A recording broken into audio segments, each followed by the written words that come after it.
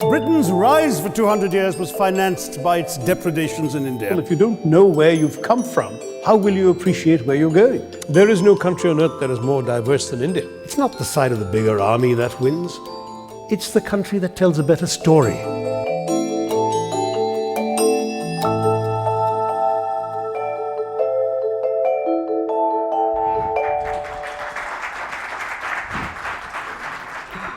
Welcome to Sri Lanka, Dr. Tharoor.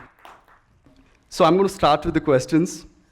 A diplomat, an author, a celebrity, a Twitterati, a politician. So which is the real Dr. Shashi Tharoor? All of the above, I hope. I mean, I see myself as a human being with a number of responses to the world, some of which I manifest in my writing, some of which I manifest in my speaking, some of which I manifest in my work. The work has varied because I began, as Mr. Menon pointed out, at the UN and then have ended up in politics. But it's the same person throughout. The desire to both respond to the world through my analysis of it, my comments on it, my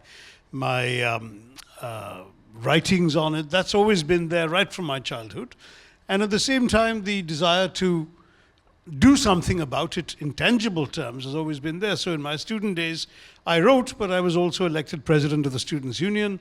In my early UN career with the UN High Commissioner for Refugees, I actually, apart from doing a lot of very interesting work, which I was privileged to do, I was also elected the president of the UNHCR staff.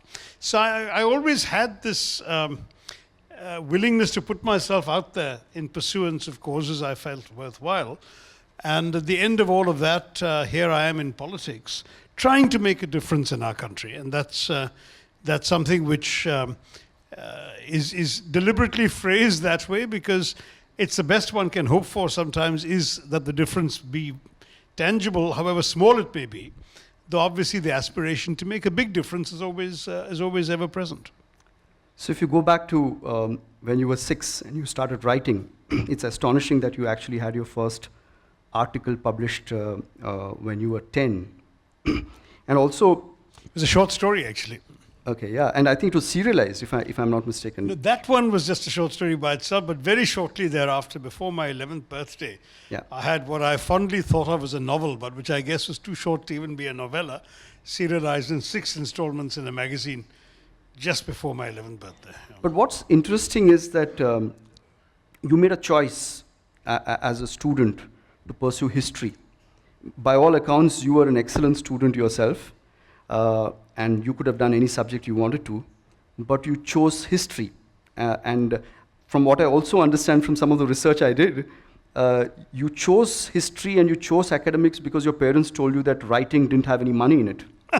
So I'm very curious. I'm very curious to know how did you think that there would be money in history, and why did you choose history as a topic? No, let me explain. The first part is, my parents basically saw my writing and encouraged it. My father, to his great credit, would type up my stories and have them in a form that could be shared with friends and so on, and that gave me an early sense of belief in myself as a writer, as somebody who could write something that other people would want to read.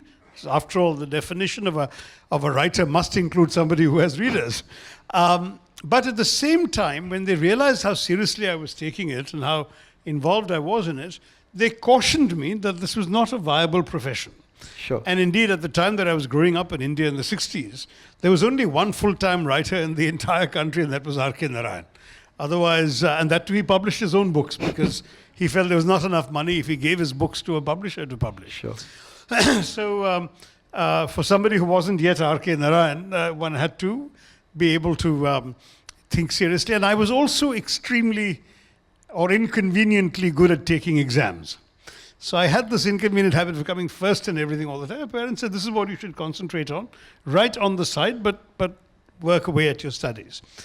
And so I did that because in any case, I have to admit, I did have a talent for it. I could remember things in time to regurgitate them in the examinations, which is what the teachers wanted, of course. Sadly, we can have a different conversation about the education system.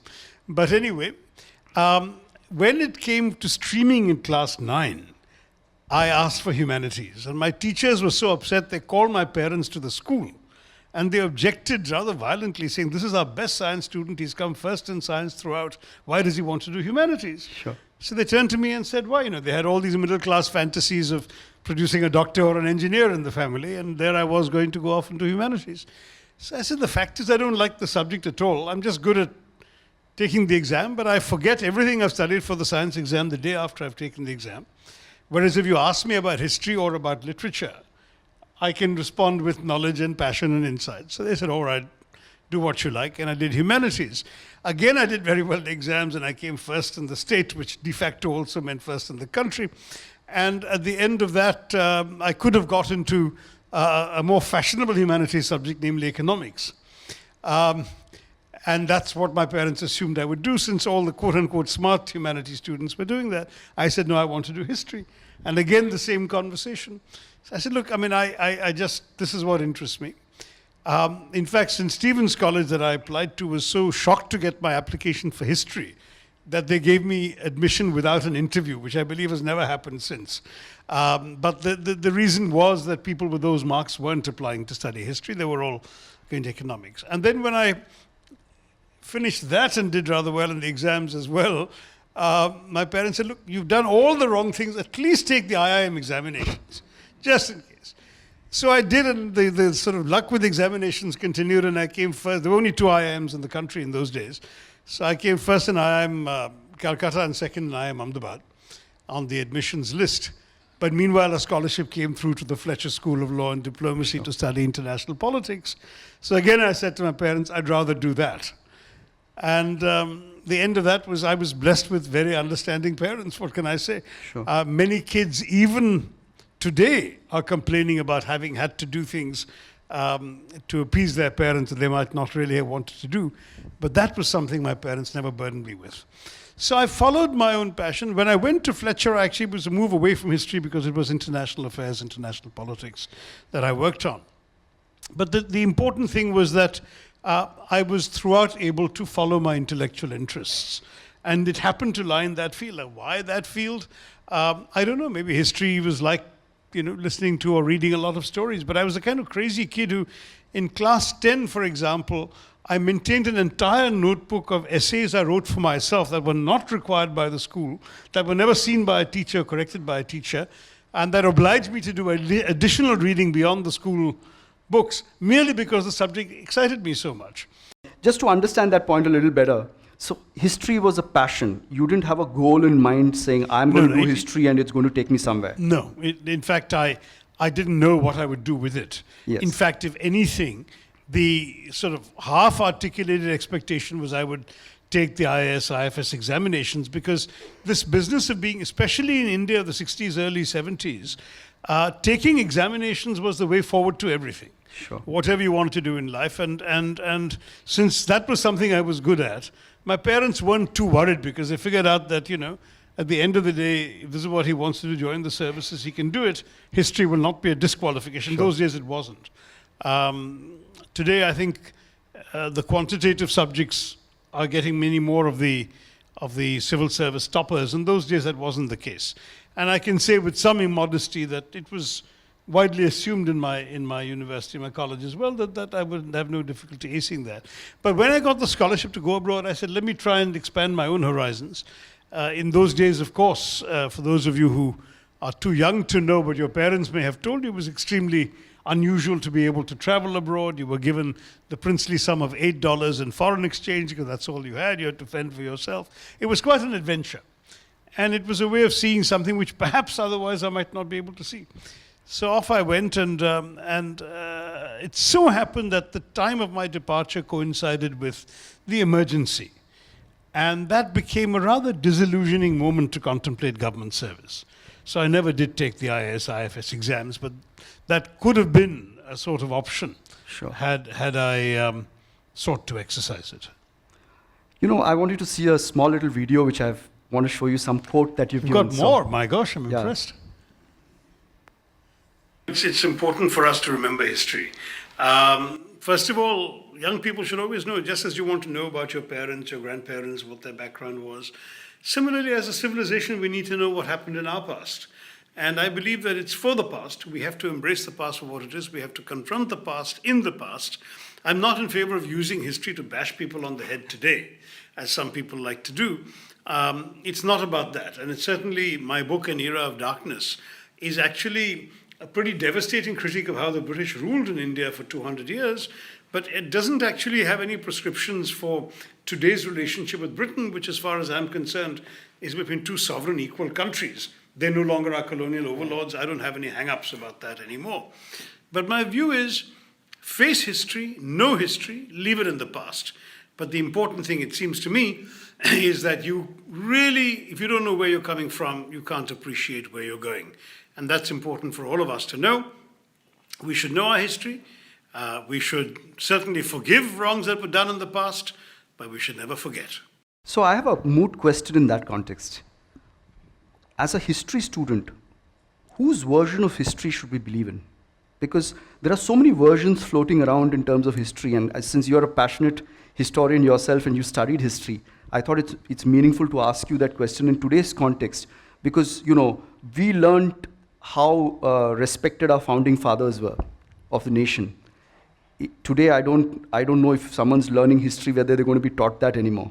Well, we all believe the history we want to believe, unfortunately, in the sense that because the facts are there, how you interpret them depends very much on your subjectivity. What bothers me is when some of these interpretations are actually based on false facts. Just as we're now seeing fake news, people who get little snippets on WhatsApp and on the internet are being fed a diet of falsehoods. Everything from something Macaulay is supposed to have said about how wonderfully honest and upright Indians were in 1835, which Macaulay never said, completely fake, to alleged stories of Nehru's Muslim parentage and so on, also completely fake. There's a lot of the stuff going around. So you do need to develop the discernment to understand what is real and what is fake. And now, given that a lot of the material is available, we really have no excuse but to read reputable sources. Then we can come to different conclusions. I mean, as I've said in relation to my own book, the one we're just talking about in that interview, my argument is based on facts. Every single thing is meticulously end-noted. So the narrative reads smoothly, but if you really want to check where did this fellow get this from, you can go right to the end of the book. There are almost 25, 30 pages of notes substantiating everything that I've said. So facts are sacred, opinions are your own, and others can find other facts that I have chosen to omit or not emphasize, and they could then proceed to come up with different opinions, and they're entitled to do so, as long as it's based on verified material. How does one really come to know whether the facts they are really I think by reading reputable sources. If all you have is something that people are making up and sending you on WhatsApp, insist on checking. Insist on checking. And the irony is, people will even have fake. Just yesterday or the day before, a friend of mine who's a historian forwarded me something. And the person who had forwarded it to her claimed it was from Collins and Lapierre's Freedom at Midnight. Except that I've read Collins and Lapierre's Freedom at Midnight, and that particular thing that's going around the internet is simply not from there. So, okay, if everyone says, well, we don't have the time to go back to original sources, then please at least hold your opinions with due regard for the fact that you may actually be wrong in what you're basing them on. Or listen to those who have taken the trouble to go back to the original sources. Ideally, read reputable writers, historians, and others, and then come up with your own point. So I have a friend in school who barely passed. He's probably the opposite of what you were. But in today's world on the internet, he's a guru on history. He sends out lots of these huge, facts, which, historical facts. So I find that quite strange, and I find people lapping it up hungrily based on a point of view, which is why I thought it's a moot question to ask at this point in time. There is a hunger for these things, and it's quite startling because my number, unfortunately for me, is in the public domain. So I get flooded with WhatsApps every day, and I can't read 90% of them because over 1,000 come in a day, mainly from strangers. But once in a while, inevitably, one is distracted and you see the kinds of things that are being said and passed around, and sometimes it's quite alarming. Sometimes it's instructive. Yes. Especially when it deals with contemporary events, there are lots of fabulous little anecdotes and stories which move me like they're meant to move me. But it's when the history stuff comes around and I know what they're talking about that I sometimes feel a bit put off. Sure. On to the next question related to your books. I believe you were an asthmatic child, and that meant that you spent a lot of time indoors at home. And you once set yourself a target of reading 365 books in 365 days, and actually you did that. So it's quite interesting that your passion for writing seems to have been fueled somewhere also by your passion for reading. Very much so, Mr. Menon. In fact, I will tell you that it's a course of action I have refused to recommend to anybody since. And if anyone expresses admiration for my having done that, I always tell them it was a crazy thing to do, don't do it. Read for pleasure, don't read to a deadline or to a task. But it was just one of these perverse things. Somehow this crazy idea came into my head, I'm going to read 365 books this year. I actually read more because I finished the 365 before Christmas, I remember. but it involved a lot of almost speed reading, reading very fast just in order to finish. It meant deliberately choosing short books sometimes. It was not the year that I read Gone with the Wind, for example. But at the same time, let me say that reading has a tremendously useful impact on children. So all of you who are parents should very much encourage your children to read without being too prescriptive about what they read. If they get into the habit of reading anything, then they will eventually use that technique to read worthwhile things. Again, I was blessed in my parents. I read good books and junk with equal energy, and my parents never stopped me. In fact, I used to enjoy reading comics, and not just Amar Chitra Katha, even Archie and all of those. No one ever told me this is bad, this is childish stuff, don't do it. So till age of 11 or 12, and then very naturally one grows out of it. Whereas if you deny children these things, they may never acquire the habit. But I did read that particular year a lot of stuff without fully enjoying it, simply because there was no time to go back and savor a sentence or appreciate a description or absorb a fact. It was, I've got to finish this and notch up one more notch in my list, which I think is a bad way of reading. So never do it again. And when my kids heard about this, I said, please don't imitate me. In fact, a lot of my kids' successes in life, I think, come from having done the opposite of the way their father led the same years of his life. So, coming to your books, obviously there's a book right now which is Era of Darkness or Inglorious Empire, which is setting the internet on fire. And it's a very interesting, relevant topic, and I got a lot of questions on WhatsApp from the ICF members related to that topic. But I want to first show you a bit of a funny video. As a prelude to the questions, and I'm sure it'll entertain everyone. So can we have the video, please? In recent years, many in India have called for colonial reparations, with one particular demand recently gaining attention. This is the Kohinoor diamond, which reached Britain during the reign of the British Empire and became the magnificence of the Queen's crown. A lobby of Indian industrialists and artists in London are preparing to give legal challenge to Queen Elizabeth for Kohinoor's return to India. Yes, some in India are demanding the return of the fabled Kohinoor diamond, which was removed from India and presented to Queen Victoria in 1850 before being embedded in this elegant head sofa. But the British government is refusing to give that diamond up for reasons that former Deputy Prime Minister Nick Clegg explained last year. There is no doubt in our mind that the diamond was relocated to this country under legal conditions which are not in any doubt. But there is, I think, clarity in the sincerity with which the Queen holds the crown jewels, all of them, in trust on behalf of the nation, has done for many generations, and future monarchs will continue to do so. OK. That's an intricate legal argument, so let me see if I can break it down for you. What he's basically saying is, I understand that you want the diamond, but the thing is, we have the diamond, you don't, and we're going to keep having it forever. So in summary, finders keepers, go fuck yourself, cheerio. And as for the current Prime Minister, David Cameron, when he was asked about returning the diamond during a visit to India a few years ago, he simply stated, "They're not having that back." Which is so petulant and childish a response. I'm surprised he didn't lick the diamond to call official dibs on it. And look, in a way, you can understand why Britain does not want to give that diamond back. All our greatest possessions are stolen. Tea, stolen. The Elgin marbles, let's say permanently borrowed. The entire British Museum is basically an active crime scene. And if we start giving back everything we took from the Empire, that building will basically be completely empty, except for one portrait of Lord Alfred Tennyson and a pair of Gary Oldman's old running shorts. And that can't happen. So, I mean... John Oliver is brilliant. He is brilliant, isn't he? So, I mean, what do you expect? What would be your best case scenario in terms of expectation on the basis of what you've just written?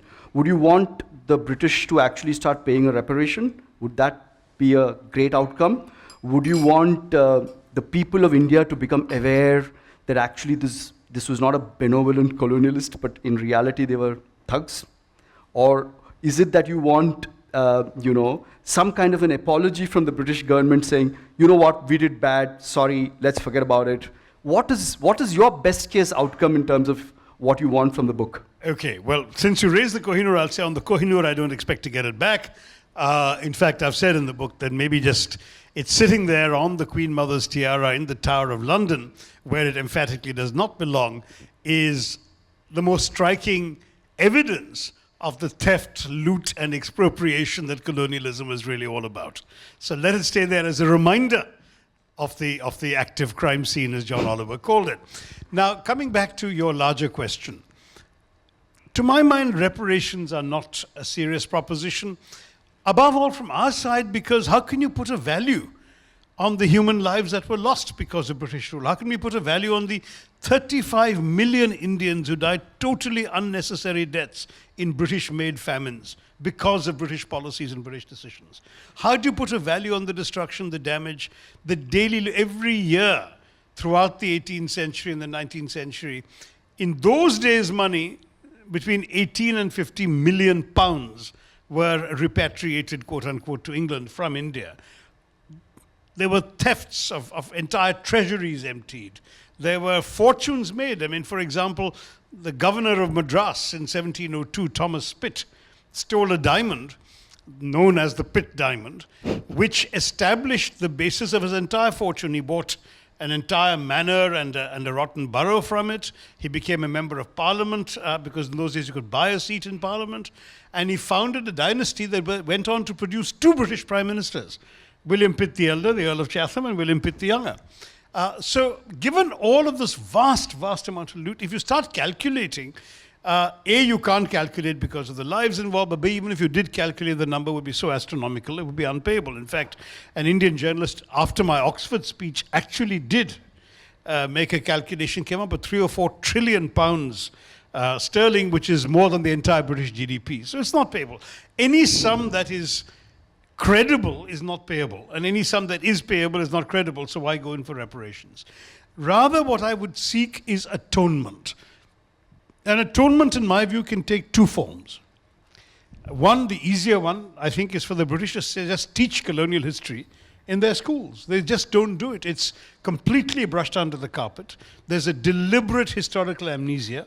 All the Brits know about empire are these gauzy, romanticized television soap operas showing the glamorous sort of side of empire.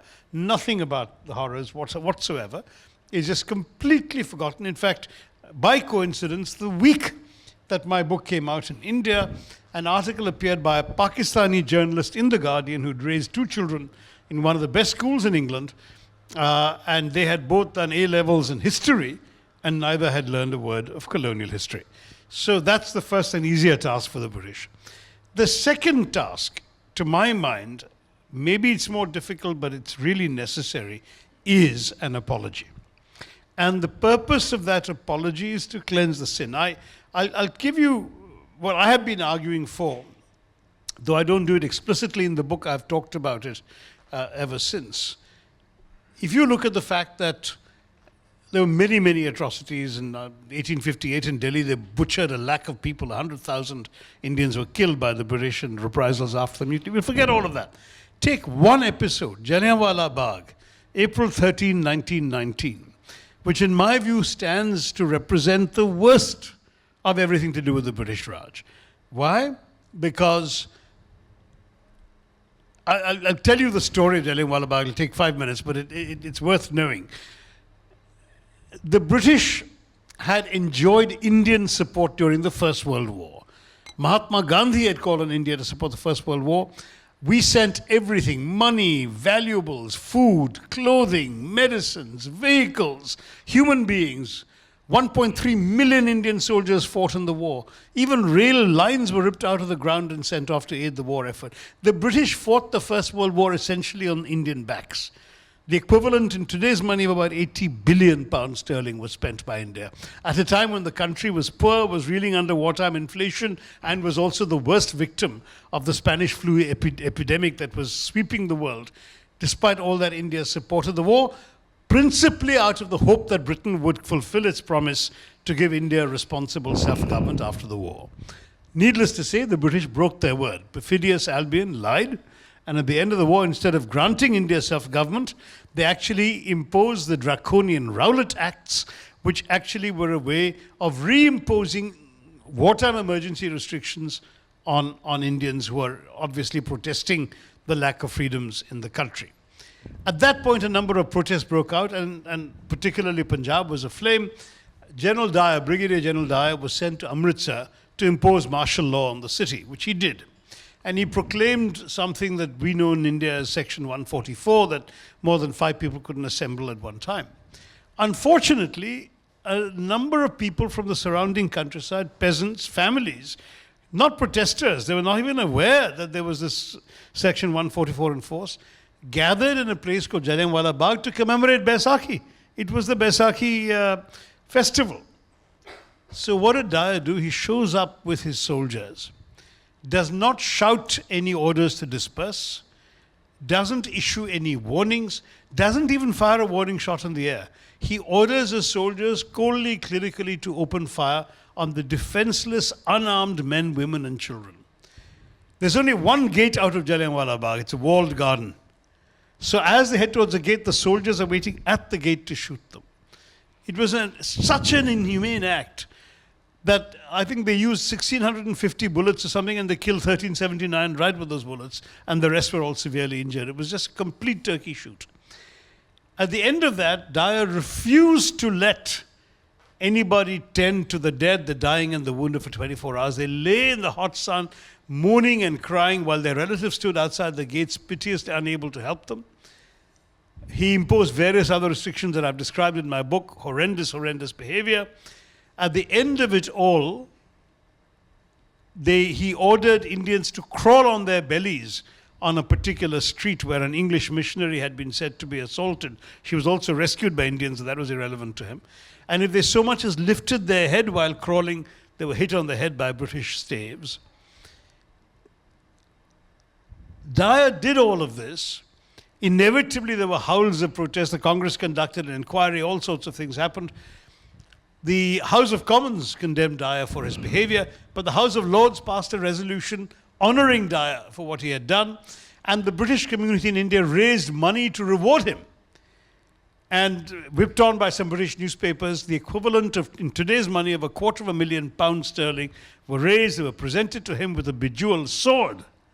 And this fellow was called by Rudyard Kipling, that flatulent voice of Victorian imperialism, as the man who saved India.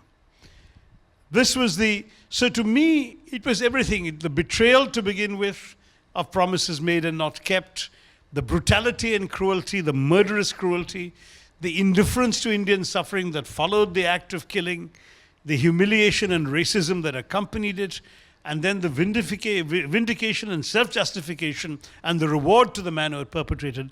All of this put together makes Jallianwala Bagh the single worst atrocity of the empire.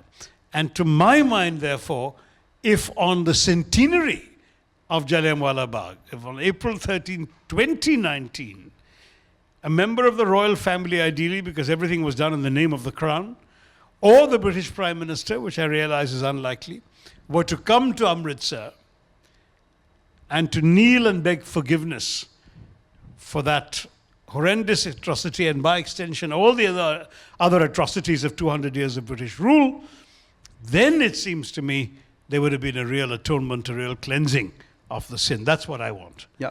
I also want India to do something about it. I've suggested that the glorious Victoria Memorial in Calcutta be converted into a museum of colonial atrocities.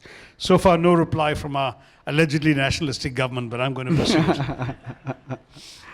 it. Coming to your books again, and small little visual of all your books. I mean, it's interesting. All of the books are about India. Actually, they're not all there, but in most of the books. There's 16 books, 3 missing. But great, very impressed collection. Very impressed. I mean, but I think if I cover all the books, it would still be predominantly about India. They're all about India. So my question really is, obviously there's a lot of passion with regards to India. Very much so. And that's one of the things that you keep writing about in all your books. Where is that coming from? In the sense, I think the other Indian leader who used to write books about India was, of course, Pandit Jawaharlal Nehru and the discovery of India, which is it's amazing and it's thrilling to read. Is it inspired from there? Is that where the inspiration is? And is it an intuitive, instinctive thing that you write about India, or is it a deliberate strategy saying, hey, I'm going to write about India and one day that's my way to fame and that's my way to the hearts of the Indian people? I mean, I'm curious to know. I began writing about India, frankly, from childhood, because I was always very interested in what it meant to be an Indian, the forces that had made India and nearly unmade it. And I had a lot of curiosity about those things, which meant I was kind of scratching an intellectual itch about India throughout. A lot of my studies too, I enjoyed history, and in Delhi University you did a course in British history, you did a course in, we had a choice of American and Far East, I did American, all of that. But Indian history was always what really got me impassioned, particularly modern Indian history. So I did find all of that spoke to my own interests, and one finds it difficult to explain where one's interests come from. It certainly helped that when I was at the United Nations, there is, I sought official permission to write, because the UN has fairly strict staff rules, and I said, look, other people collect butterflies or go on hikes or run marathons in their spare time.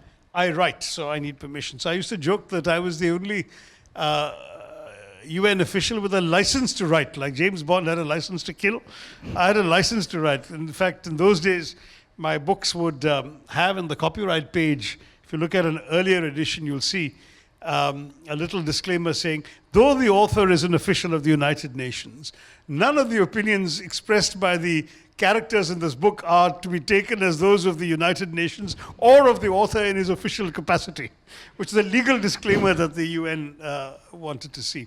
Anyway, to cut a long story short, because you could not write anything as a UN official that offended member states, I figured out that the only member state it was safe to offend was my own, because we are a democracy, and that even if I wrote something nasty about India, the Indian government was hardly going to complain about me.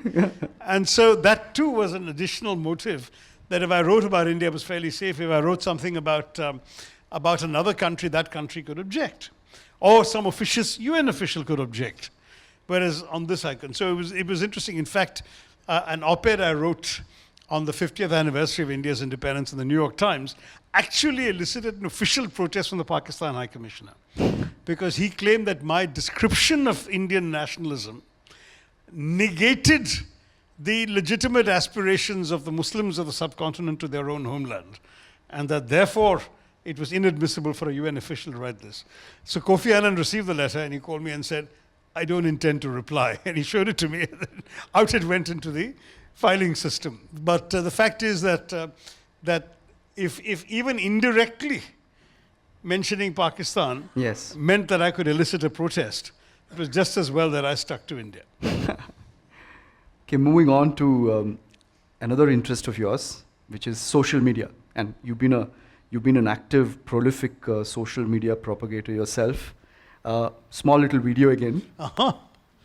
On the one hand, the New York Times called me the Twitter king of India or something. And on the other hand, it got me into an awful lot of trouble with people who were still very resistant in our political establishment to this kind of transparentness and openness. Mind you, it turned out to be right, because everybody, including the current Prime Minister, followed my example, and they're doing very well on Twitter thereafter. And it's not just Twitter, it's Facebook, it's the entire phenomenon of social media being ways of reaching out to voters.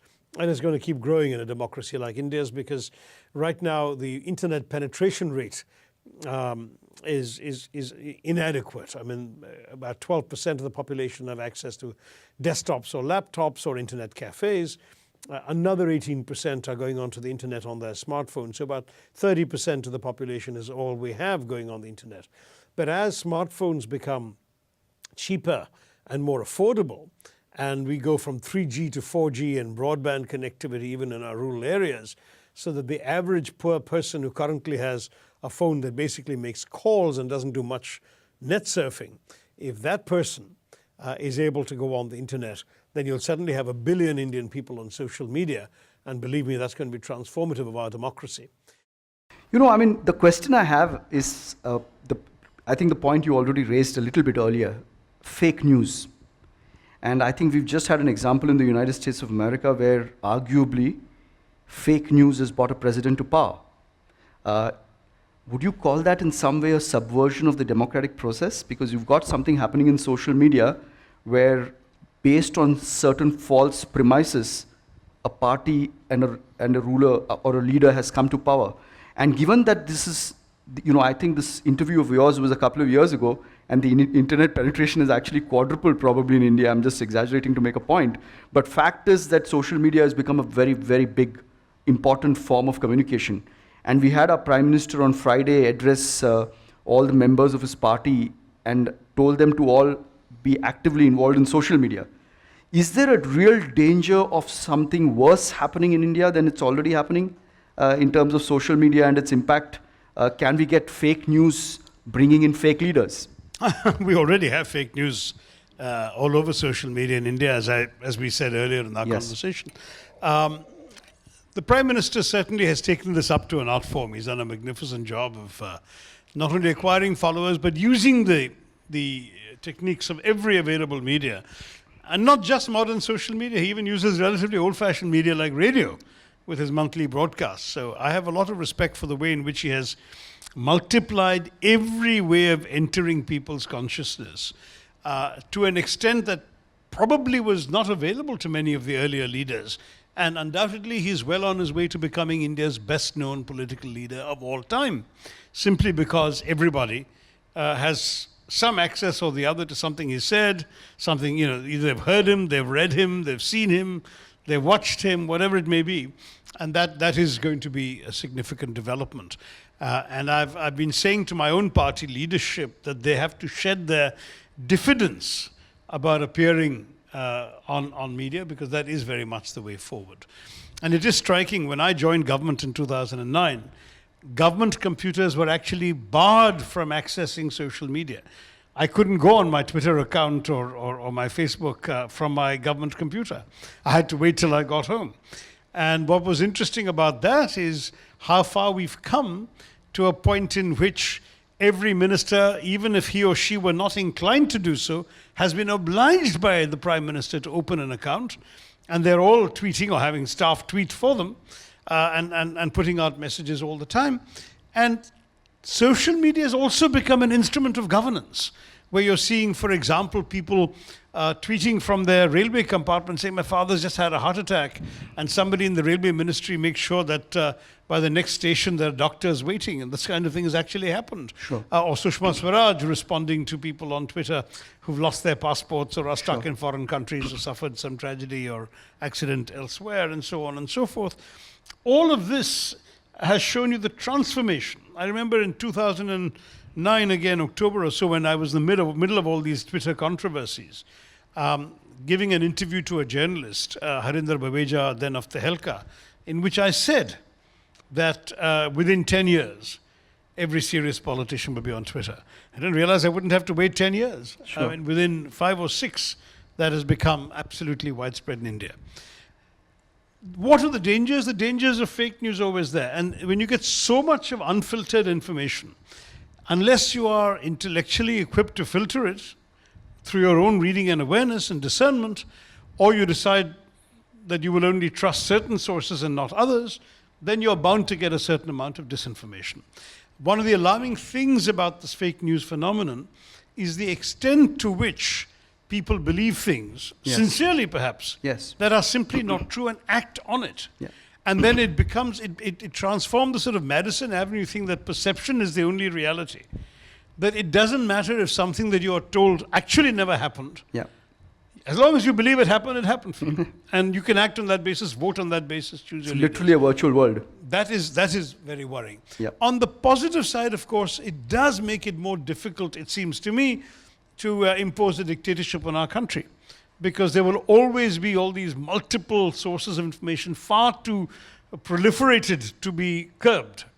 And everybody will be, retailing all sorts of different versions of the same facts that the government wants you to believe. So hopefully you will be able to overcome the risk of just one view, one version, one story prevailing. I'm not a proponent of curtailing freedoms, but I do think that, and I think I want your opinion on it more than anything, isn't it time to ask the Facebooks of the world who are cognizant of this in the context of what just happened in the US to actually, make some adjustments to how they operate to kind of filter out fake news? And I think there is a discussion going on that. There is a discussion going on. Facebook has already said they'll try and do this, but there's some real problems. First of all, there are fact-checking sites now. The US has probably the world leader in fact-check sites, so we've got 2 or 3 in India as well. And strictly speaking, for every fact that is claimed, you could go and check on but it takes time and trouble, and very few people bother. I think in the US is factcheck.com, factcheck.org, I can't remember which one it is. And in India, there's factchecker.com. So these are fairly easy names to remember, and you can quickly go and check. On that basis, if somebody is retailing a lie, Facebook and so on could be able to take it off. But the problem is, does this mean we want Facebook to have the equivalent of China's internet police? China has something like 300,000 people whose full-time job is to scour the internet to take down subversive comments. So somebody writes something against the Communist Party in China in Chinese on a blog, the internet police will catch him and take it down and go after him.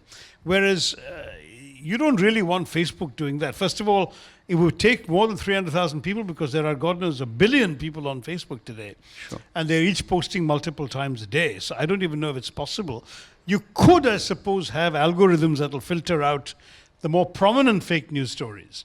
But I just don't think that, as I was saying earlier about dictatorship, I just don't think censorship is even technologically possible.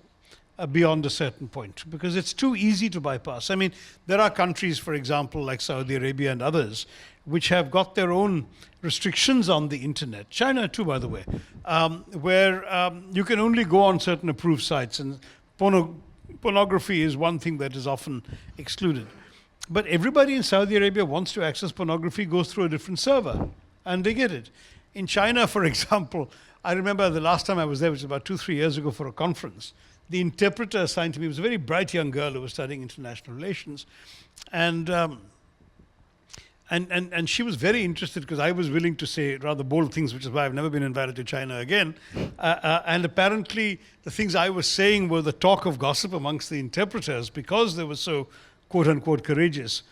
And she writes to me on Gmail, except that Gmail is banned in China. Gmail is banned in China, and when I was trying to access my own mail, during the days I was in China, I had no way of accessing my email. So I asked her, how'd you do it? And she said, oh, we find a VPN, Yes. virtual private network, Yep. and then we can go on Gmail and contact you. Sure. So if even in China, ruled by one-party communist dictatorship, they're able to do that, who is going to be able to impose one view on the world? Not happening. Okay, on to politics a little bit. And I think it was interesting to hear you speak, how impressed you are with the way the Prime Minister has done his social media campaign. So I have a question which you answered here already, but I don't think the answer is complete. So, and this is a question I got asked a lot by the people in the forum here to ask you. So I'm going to ask that anyway. This is about one of your articles, something that you tweeted. It says, "Very well said, nice article, sir. I must say you please quit Congress. They don't deserve you. Join #BJP. Actually, I think the Congress in many ways represents the mainstream nationalism that I write about in this book. So, I mean, somewhere I felt that you didn't really answer the question because you moved on to the book. But I got a very forceful, I got about 6 members from the ICF who said, listen, you've got such great talent. Shouldn't you be in the winning party? Shouldn't you be doing something for India now, being part of the winning party rather than being what seems to be an obviously losing party? And that 2019, there's no hope in hell. Why don't you just be part of the BJP? Because that would be called opportunism, wouldn't it? No, look, it's a question, by the way, that I genuinely get every single day. You can just go on my Twitter feed, for example, or Facebook feed at random any single day of the week. There'll be at least one person, usually 40, saying something like, "You're the right man in the wrong party," quote unquote. And initially I was flattered, and then I realized that this is far too sort of easy a thing to say. I thought that when I came into politics, I had to really think through the values that I wanted to defend and promote in our politics. Obviously, I want to serve India. I want to project India to the world. International affairs is one of my strengths. I also want to help solve many of the problems with which India is still afflicted, and Indians are still suffering. There's a lot that I want to do in politics, and you can certainly construct a case that since the only way you can do that is by being in government, why don't you just join whoever is ruling? Except that, as I said, that would be terribly opportunistic, because it would mean that the convictions that are articulated in one party suddenly cease to matter when there's a ministership dangled in front of me. And I didn't want to do that. Secondly, there are some genuine ideological differences I have with the BJP. It's also true, because before one of your objections, I've had this argument with others before the meeting, but don't you have some differences with the Congress? Yes, I do. But the question is weighing which is the more important difference. You see, many of you who've read my earlier writings, and perhaps many of you haven't, will know that I was a very strong critic of the Congress. My novel, The Great Indian Novel, is a fairly excoriating portrayal of the Congress Party's performance immediately after independence. My book, India from Midnight to the Millennium, which was published in 1997, but talks about the 50 years after independence, is very critical of the first 45, pretty much, and all the failures, limitations, errors, etc., conducted in the name of the Congress Party during that time. So people said they were surprised that I joined the Congress. But when I was preparing to leave the UN, there were 4 major tendencies in the country. And by the way, 3 of them came to see me and asked me if I joined them. One tendency was indeed that of the BJP, which had been in power till 2004. I left the UN the beginning of 2007, so end of 2006 is when I lost the race for Secretary General.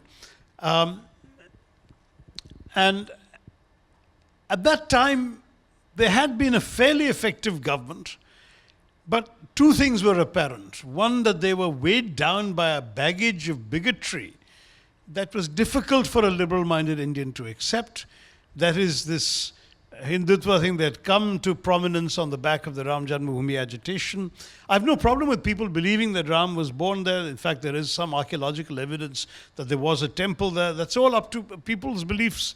In matters of faith are perfectly all right. But the fact that they chose to do it by destroying a standing building and then by attacking people of a particular community troubled me greatly. And going on from there, I was bothered about the fact that there was such overt communal signaling in much of the political campaigning of the BJP. And of course, the 2002 Gujarat riots seemed to me to be the worst of all these tendencies which we were aware of. The second problem the BJP had was the whole India shining message. India shining, but for whom is it shining? They never seemed to ask that question. And it did seem that only a small favoured, few and narrow elite were profiting from the successes of the BJP government in its first term.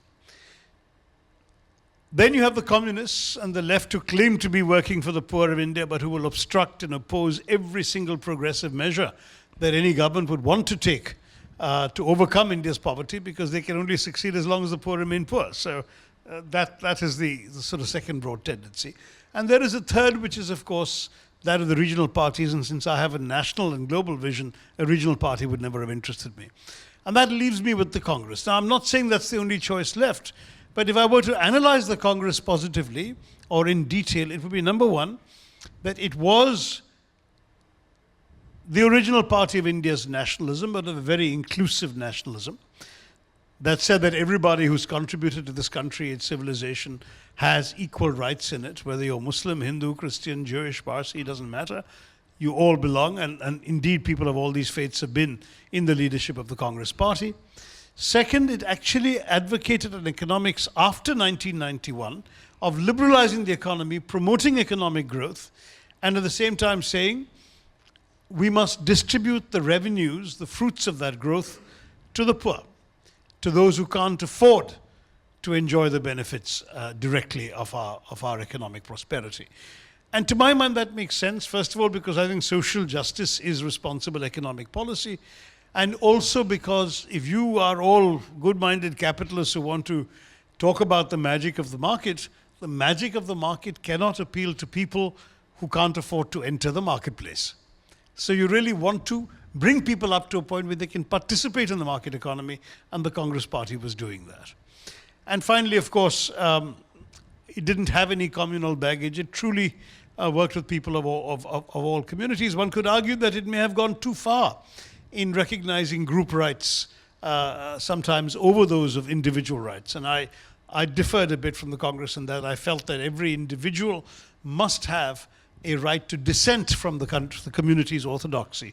So I was a ferocious critic of Rajiv Gandhi's Muslim Women's Bill, for example, after the Shah Banu case. But if I take my differences from the Congress party, they seem to me to be of a lesser order than my differences with that of the BJP. Now, the next challenge is you also need to have a party that embodies all these values and that actually effectively communicates and propagates them in order to be able to win elections. And that's the unspoken subtext of your question. Yes. That Mr. Modi seems to have hit the magic formula of being able to appeal to the electorate. He's a wonderful orator in Hindi. He's also got a very effective party organization, and God, he's extremely well funded. So Where's the alternative? The odds for anyone opposing him are obviously rather long odds. But having said that, you know, a cause doesn't become hopeless because it's a challenge. I mean, a challenge is what you must rise to. And I believe the Congress has a good, solid message, a good set of policies, a very deep bench strength of experienced leaders who have the competence to actually deal with the problems of the country. And I think we just have to tick the right boxes and get them out there in front. One of the things I often say is that we're not just offering you a choice between Mr. Modi and Mr. Rahul Gandhi. We're offering you a choice between two different styles of leadership, two sets of values, two sets of policies, and two different styles of leadership. So Mr. Modi is like this hero on a white stallion with his drawn sword who's sort of charging down saying, I'll solve all your problems, I know all the answers, I'm going to cut through the Gordian knots that are tying you down. And Rahul Gandhi says, I don't know all the answers. Maybe I don't even know all the questions. But I'm prepared to listen to you while you tell me what's bothering you, what's affecting your lives, and I will work with all these experienced, senior, knowledgeable people around me to find solutions to your problems. That's sort of the option that we have to give the country. Is the country ready for a subtle message of that nature? Perhaps not. But we have to try and make it ready through our own effective work. We have to organize our party or reorganize it from the booth committees up. We need certainly to rejuvenate it at the top. I read recently that the average age of the Congress Working Committee is 73. That's an embarrassment in today's day and age when 65% of our population is under 35. So there's a lot we need to do. And I'm amongst those who is talking to the party leadership about doing things that will help change this along. But Dr. Tharoor, don't you think the scams that UPA was subject to in the last few years also had a huge impact in terms of denting the party somewhat irrevocably. And I'll tell you what I mean by that. So some of the questions I got from this forum was that we need to ask Dr. Tharoor that in the 200 years that the British plundered, did they plunder more than the 70 years that the Indian politician plundered after independence, of which 65 years belong to the opposition party? So, I mean, these are very strong words and strong questions coming from the forum. No, I'm and, glad. And the question is it the scam and the perception that, the country has been plundered for 65 years, is that a bigger issue than the issues that you've laid out, which sounds absolutely sensible and right, but to us, some of us, it seems a little bit deeper than that and more irrevocable as an issue than that. First of all, on the literal question, did they plunder more? No, they didn't plunder more, because if you actually look at the inflation-adjusted numbers, what the British did is far more than the worst Indian politicians put together can possibly have put in Swiss bank accounts or in flats in Dubai or whatever else they've done with it. So there, I don't think there's any comparison. Has there been dishonesty and corruption? Absolutely. I mean, I've written about this myself. It's not all 65 years. I would say that for most of the first 25, 30 years of India's independence, the country was still largely honest idea. That first generation of nationalist leaders, the ones who had actually suffered and gone to jail and so on and so forth, they were still idealistic. I don't think, when I hear some of the stories about leaders of that era, I don't think any of them would have been corrupt by any of our modern understandings of corruption. In fact, one of the stories I'll share with you was about Lal Bahadur Shastri, who was the man who succeeded Nehru as Prime Minister. When he was a minister of the government, he used his official car only to go to the office and back, and his family was never allowed to ride in it. One day, apparently, the car was parked outside the house. He was stuck in some cabinet meeting or whatever, and his teenage son said, "Chalo chalte hain gaadi mein." And they got their driver to take them on a chakkar to India Gate or whatever. When they came back, their father was standing on the porch. And he said, "Who allowed you to do this? This is government property, it's not mine." He asked the driver, "How many kilometers have you driven?" He calculated the official government rate per kilometer, counted out the money and gave it to the government treasury for his sons having misused a government car for a small chakkar to India Gate and back. I mean, this is that era. And obviously, there are no politicians like that today. And indeed, using government cars is considered a prerogative of office. But, even by the family.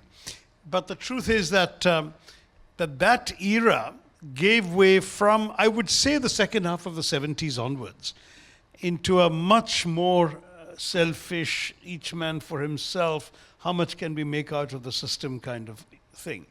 And it was certainly abetted by the unnecessarily restrictive controls that the government imposed, which meant that politicians, bureaucrats, and even peons could profit from the power to permit. When everything required permissions, when even carrying a file from one desk to another by a peon was potentially a marketable act, everyone started making money. And this then became, it was actually, corruption was a direct result of the politics of scarcity and of the license quota permit Raj, which at one time may have been introduced with the best of motives, but certainly had long since outlived its utility by the time I got to college in the mid-70s, and certainly I think can be blamed to a great extent for the corruption. Now, in 91, liberalization came and a lot of these permissions no longer were required, a lot of the controls were lifted. But people found other things that they could market, as it were. And the stakes became higher because as the economy grew, the sums of money involved were larger. And this is the sad thing. In some ways, I would almost not begrudge the corruption if the corrupt were actually doing their jobs. But there's a terrible story which I'll share with you, which some of you may have already heard about the Indian bureaucrat and the Chinese bureaucrat. Stop me if you've all heard this. It's a fairly common story about this Indian bureaucrat who goes to an international conference and meets his Chinese counterpart. This is in a conference in Beijing and so on, and they get along very well. And the Chinese guy says, "Come to my house," and he's a member of the Communist Party. And this Indian bureaucrat goes along.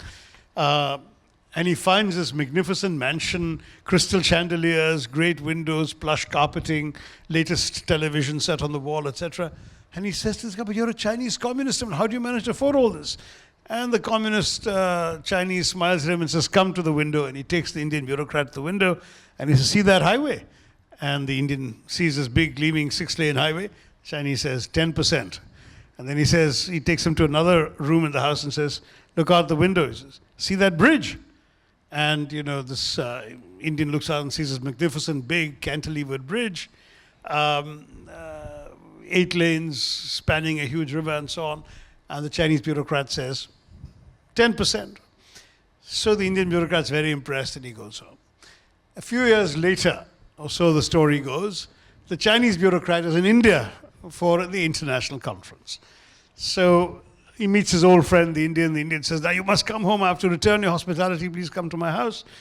And so the Chinese goes, and sure enough, there's this gigantic mansion, crystal chandeliers, plush carpeting, beautiful modern televisions on the wall, etc., etc. So the Chinese then turns to the Indian and says, but you told me you live very modestly. How can you afford all this on what they tell me what you told me they were paying you? So the Indian says, no problem, come here. He says, he takes him to a window. He says, look there. He says, do you see that national highway? So the Chinese looks, and he sees nothing. He just sees a normal road. And Indian says, 100%. So that's part of the problem too, that the corruption seems to know absolutely no restraint, is unrelated to performance. And to my mind, some of these things definitely need tackling. Whether Mr. Modi's way of doing it, with demonetization and various inspections and tax terrorism and so on and so forth, is the way, only time will tell. Right now, I'm sorry to say that corruption is still rife in the country, is still widespread. I hear anecdotally from all sorts of people of having had to indulge in corrupt practices to get their own way. One thing I will say, though, of course, is that in every corrupt transaction, there is a giver as well as a taker. And if all of us chose not to give, then the corrupt would not be able to take. He said, we want some corners cut, we want some favors given, we want to win some tenders, we want to do whatever it may be, and so we will pay. And once we pay, we really lose the moral right to say that man is corrupt, because you've actually participated in his corruption. So the only thing I could say is that perhaps if Anna Hazare, instead of going around with his crusade the way he had, instead simply got every one of the millions of people in Israelis and watching him on television to take a note that they would never give a bribe, forget about taking it, there'd be no one left to take.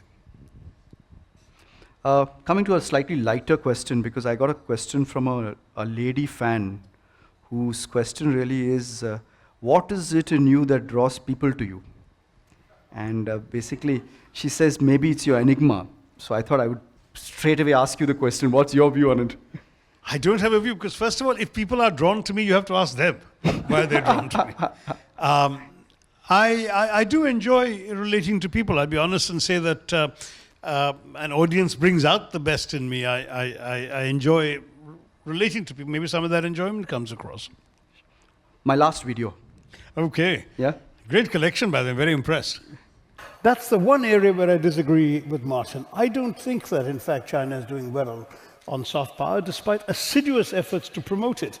Everything from the Beijing Olympics to the hundreds of Confucius centers around the world are an assiduous attempt to promote Chinese soft power. But unfortunately, soft power isn't only what governments can promote through propaganda. It's what the world sees of you as what you are. And that's why a country like India, where the government is incompetent at promoting soft power, has so much more soft power because of Bollywood films and the practice of yoga and Ayurveda and so on, which have nothing to do with the government, but which actually make India look like the attractive culture and civilization that it is. Okay. So my question is that I believe you are one of the first diplomats to actually actively propagate soft power as a concept. The concept was invented by an American scholar called Joseph Nye. And when I read his views, I thought this actually can be applied to India. So I wrote to him saying, this is what I intend to say. He gave me his blessings. And from about 2002 or so, 2001, 2002, I've been actively talking about soft power. And finally, I'm fortunate enough that it infected the Indian discourse, my writings and speeches, when R&AW, our intelligence agency, inaugurated a lecture series. They invited me to deliver the first one in 2006, I think it was, and I chose this theme. And the intelligence committee was quite done, but in fact, it made a lot of sense, and they told me later that they saw the merit in what I was arguing. And then around 2009 or 10, when even Dr. Manmohan Singh started using the phrase in his speeches, I thought, I've made it. Now I can relax and let the story gather its own So my momentum. question is, do you think India is doing enough with the soft power? One question. Second question is, don't you think that the current government in the last couple of years has done more in this area than previous governments have? And the third question, which is kind of in some way allied to what I'm asking you, we are all Indians living in Sri Lanka. Is there any tip that you want to give us in terms of how we can help in propagating this concept and taking this forward in the context of India? Right. Well, on soft power, remember, as I was saying there when the video got cut off, is that soft power is not about what governments can do. It really is about how people perceive you. Hard power is exercised. Soft power is evoked. Yes. It's when people hear the word India, what do they hear? For a while after the Nirbhaya tragedy, all they heard was sexual harassment, rape, and so on. Negative soft power. Yeah. When we had the 2004 election results, I was traveling in the Arab countries. And my senior Arab interlocutors, officials, ministers, and so on, were just overwhelmed with astonishment and admiration that we'd had an election which was won by a woman of Italian background and Catholic faith, who then made way for a Sikh to be sworn in as prime minister by a Muslim president in a country 80% Hindu. They were totally astonished. And I said, look, this isn't about you. This is just how the way we are. That's soft power too. Or in Afghanistan, at the peak of the crisis there, we had no soldiers on the ground, but Kyonki Saas Bhi Kabhi Bahu Thi was the single most popular show on Afghan television. Something like 92% of people were watching it. It became so well known as a show that it became the excuse for Afghan families who traditionally brush personal problems and family issues sort of under the carpet or under the veil to start discussing family problems because they were being portrayed on the screen. Mullah started objecting that people were missing religious functions during the hours of its broadcast. There were stories of weddings being interrupted, weddings, so that the guests could all congregate around the TV for half an hour, watch the show, and then go back to the wedding. A British news agency, Reuters, not an Indian journalist, wrote about an incident in Mazar-e-Sharif when robbers used the time of the show broadcast to strip a vehicle of every single detachable part. The hubcaps, the spokes, the windshield wipers, the side view mirrors, everything they could move, and then they scrawled on the windshield, Tulsi Zindabad. Now, the Indian taxpayer didn't have to pay for this, right? This is soft power by itself. Why? Because the chowkidars are busy watching the show rather than minding the cars. Now, if you look at all of this, then you're asking, what is the government doing or what is India doing enough about soft power? We're not doing enough, arguably, and your second question is accurate. This government has taken it up more seriously. Getting the UN to declare the International Day of Yoga was certainly a welcome step. The attempts to start these Buddhist conferences, so Buddhist countries could be reminded of India as the fount of Buddhism. All of these are interesting and clever initiatives. But none can match in impact the effect of the fact that in Britain today, Indian restaurants employ more people than the coal mining, shipbuilding, and iron and steel industries combined. So the empire has struck back through Indian food. And as we all know, the way to everybody's heart is through their palates, and Indian food has done it. So how do you compare and contrast all of this? I don't know. We could leverage our soft power a little more. These festivals of India are a beginning, but they just come and go. Your 1 week of Indian dances and movies and so on. Once people have missed it, it's over. Sure. What can we do to inject attractive Indian things into the lives of other countries? Yoga is now universally practiced. You can't go to a small town in America and not see yoga classes being advertised. You can't go to a small town in Europe and not see an Indian restaurant. So basically everywhere now there are aspects of India that are present in the consciousness of people. That gives us some soft power. whether we can leverage it more effectively by ensuring that the right stories are told about us, whether heartwarming stories about India can be made to go viral, for example, on global social media, not just our own. All of these things could seriously require some effort, but I'm very much in favor of trying to rely more on that, because ultimately, I don't believe that hard power is going to be the answer. Let me add one more footnote though. Soft power alone is not enough. Hard power without soft power just makes you a bully. The Chinese and Russians have discovered that. They win the hard power battle, whether it's in Ukraine for the Russians, whether it's in Tibet or with the Uyghurs for the Chinese, but they lose the soft power war. But when you look at the way in which soft power is being made a panacea, it's very unwise, because soft power without hard power is an admission of weakness. You also have to be tough. Yeah. And you have to be, we have this wonderful tourist campaign for incredible India. But what we need as a country, as a government, as a system, is also to come across as credible India. Yeah. And that, I think, is something which requires a lot more hard work on our part. Anything in the context of Sri Lanka? Yes, well, all of you, first of all, it's a cliche that every visiting Indian official must have said to you that you're all ambassadors for the country, but in many ways, it is true, because the way in which we behave in foreign countries, people tend to judge our entire country by our own behavior. If some Indian comes and misbehaves, behaves badly, behaves cheaply, boorishly, whatever, the immediate tendency people to say all Indians are, oh, these Indians, they behave this way. So be conscious, it seems to me, that you are not just reflecting on yourself, but you are actually setting an example that will, whether you like it or not, whether you intend to or not, will reflect on others. If you do good, if you come across well, if you're actively engaged, as the ICF seems to be in Sri Lankan society, you will inevitably spread good words about India through those actions.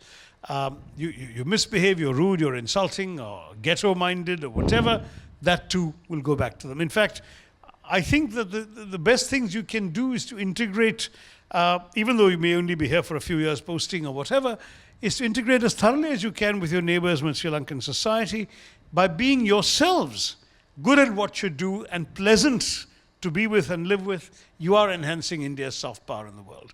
The other thing you could do, of course, is to help spread the message and talk, maybe not too self-consciously, but talk to Sri Lankans about some of the better things in our culture, in our civilization. Highlight some of the things about us that you feel their knowing about will enhance our respect in their eyes. And these are the things that we all do consciously or unconsciously when we are abroad. You're living abroad or in a neighboring country, but still a foreign one. That's what you can do. Great. So moving on from soft power to hard power, there is a worldview today among some people that the right wing has taken charge in many countries, whether it's Erdogan, whether it's Putin, whether it's Trump, and they're even rumoring that Marine Le Pen might come to power in France. It means somewhere that the right wing is taking charge. And some historians have made this assessment that it's like pre-World War II, which resulted in a horrible world war. Is your assessment in this space, or how do you see this whole right-wing thing, and do you see any connection to World War as a historian yourself? No, I think it's a bit exaggerated. Even the very examples you gave, Trump won the election, but Hillary won 3 million more votes. Brexit prevailed in Britain, but with immediate buyer's remorse. Now the polls are showing that the majority of Brits don't want to leave. Marine Le Pen is leading in the polls, but in the French system, there's a second round, and she'll almost certainly lose because everybody else will gather up against her. In Germany, both the candidates contesting for the chancellorship are moderate centrists. In Netherlands, Geert Wilders ran this racist right-wing campaign. He came second to a moderate. And so it goes. I think that the majority sentiment in the world is, by and large, towards the center in most countries. And we'll get there. I mean, once in a while, there are moments, and very often economic dissatisfaction contributes to this kind of thing, where people feel sometimes that, for example, in many Western countries, the perception that their jobs have been taken away and sent off to other countries is naturally something that that bothers them, and that creates a certain backlash both against the elites in their own country, who they feel have sent away these jobs, and the foreigners who they feel have come to take away their jobs or are taking them away elsewhere. So some xenophobia and some backlash against the ruling class is common to all of these protests. But how many societies have endured similar things and gone over it? I think we can. The world is better equipped in modern institutions that can cope with all of these things and that can therefore overcome them than perhaps would have been the case before the Second World War. This is a question from a member. It says, Trump Putin, Trump Jinping, Trump Modi. Who do you think will be Jodi number one? My worry is Trump Modi. No, I think that Trump Putin seemed to be the most likely, except that now the whole question of Trump's Russian connections has become such a big political issue in America that I think it will rather severely circumscribe Trump's opportunities to warm up with Russia. Paradoxically, that's not so good for us, because a Trump warming up to Russia would have been a Russia detaching itself relatively from the embrace of China, and in turn would perhaps have put an end to the Russian increasing warmth towards Pakistan, which was beginning to worry some of us in Delhi, that the last thing India wants to see is sort of a Russia-China-Pakistan axis, which could seriously trouble us in our own neighborhood. So Mr. Trump looked likely to be an unwitting agent for us of breaking up the prospects of such an axis. And the fact that he is now being constrained by the developments in his own country from moving forward towards Russia could result in a sort of revival of distance between the US and Russia. There's already distance between the present US administration and China, and therefore the possibility of the two of them getting closer to each other, supporting strongly Pakistan's efforts to undermine us, and altogether therefore not being very good for us. This will have to be watched very carefully from Delhi. Last couple of questions. How do you solve the ISIS problem? I mean, it seems like a really complex, intractable problem that's causing huge amounts of division amongst communities and amongst people, and being used a lot by politicians to further divide people. Yes, but I'm not sure the problem can be solved in the absolute sense, but it certainly can be contained. And what you're seeing with a lot of these terrorist movements is through a combination of effective intelligence, proactive arrests, and sometimes some borderline illegal means like drone attacks on unarmed people and so on, you are able to make severe dents. Al-Qaeda was a big threat after 9/11. Where is Al-Qaeda today? You hardly hear about it. Maybe one incident every year and a half or something may happen, but they are no longer a major threat. They still exist, but they have been curbed and contained. ISIS now is the major threat, but they're losing in Mosul. They've surrendered a lot of territory in Syria. They've surrendered some territory in Iraq. And my perception is that ISIS too will eventually be defeated. It's a matter of time before they get Baghdadi. And once they've done that, there'll still be some of these elements around, but their capacity to wreak global havoc will be considerably less. But then something else will come up. I mean, there is essentially a strain of fundamental, almost existential discontent in the Arab world that you can keep suppressing. But occasionally it's like, you put the lid of the pressure cooker, you'll screw it tight, but once in a while the valve will pop and there'll be steam coming out. That is inevitable, and it's going to, I think, be a phenomenon that all of us and our children will have to live with. I don't see it disappearing overnight. So solved is not a word I would use, but contained, restricted until the next version of it comes up, I'm afraid. That so it's seems something. to be the So we don't need to move to a different planet, you think? I mean, ISIS went through a brief period of less than a year when they grew and expanded and took over territory, captured cities, became seemingly irresistible. And now for the last year and a half, 2 years, it's been completely the other way. They're shrinking, they're narrowing, they're losing, etc. So, but you know, the fact is that in the end, does it matter? I mean, if you happen to be going to an airport to catch a flight, and some crazy guy who may or may not have got his orders from ISIS, but has been inspired by all of these terrorists, blows himself up in front of you and kills you, then it doesn't matter to you whether ISIS has been solved or not. Sure. This train, this dangerous, radical Islamist sort of thinking is, I'm afraid, something that the world will permanently have to live with for the foreseeable future. So, Dr. Tharoor, a person who wears India on his sleeve, Yes, quite right now, literally. you got it like a pin, I think. Yeah. A prolific speaker, prolific writer, inspiring person on Twitter. You've got all the ingredients it takes to be an alternative as a prime ministerial candidate. Oh, I mean, have you ever thought about it? And so I can see a great response from here as well. So, I mean, have you thought, because the country genuinely thinks, and I think people believe that an alternative is needed. Do you see yourself as an alternative at some point? to be honest, that's not the way our politics works. You know that. I mean, you know, in our system, in the parliamentary system, a party has to get a majority. The parties have their own settled leadership structures. We know what the leadership structure of my But if you look at our is. current prime minister, sorry to interject, but if you look at our current prime minister, I don't know whether it's a party which is one, or whether it's the individual who's actually, like you rightly said, a stallion sitting with a sword drawn, taking on leadership. You kind of contrast that versus the previous leadership perceived as not being, gallant enough to lead from the front, perceived.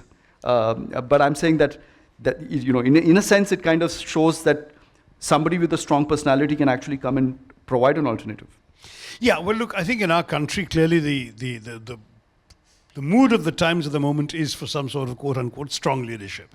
Yes. And the kind of alternative style of leadership that I recommended to all of you, which is in fact the leadership we are offering right now, is apparently not necessarily what people are looking for. At least they have been persuaded by the Modi approach so far. But on the other hand, there are some practical realities to be taken into account. For example, performance. It's interesting that in the last 5 assembly elections, everyone focused on the BJP's victory in UP. But the BJP was in power in 2 states of those 5, and they lost both. They lost Punjab, they de facto lost Goa. Yes, they cobbled together a coalition with parties that were hostile to them earlier, but they went from a majority of seats in the 40-member assembly to just 13 seats in Goa. So clearly the fact is that if people don't perform as they promise, the voters will turn against them. And, I'm wondering whether those young people in UP who voted for Mr. Modi, because in 2014 he said, I'm going to bring 2 crore jobs to this country, and you will have jobs. And they don't have jobs, because in fact, according to the government's own figures, in the last fiscal year, the government produced exactly 1.34 lakh jobs. 2 crores is 200 lakhs. So where is 200 lakhs, where's 1.34 lakhs? There's no comparison in terms of the need, the demand, the expectation, and the actual delivery. So perhaps the young man who voted 5 years ago expecting a job and still doesn't have one may not vote for Mr. Modi again. So there is an opportunity to give this alternative a fair chance. I don't think I personally have a chance in the system to put forward any individual claims, but I'm certainly happy to be part of this effort to communicate a credible message and a collegial style of governance, and at the same time to offer a vision that is knowledgeable, that is qualified, that is capable, and that can help take India forward. Undoubtedly in a different way from Mr. Modi's, but certainly in a way that will benefit the vast millions of our country who need effective governance. Thank you, Dr. Tharoor, for an absolutely fantastic session. Thank you.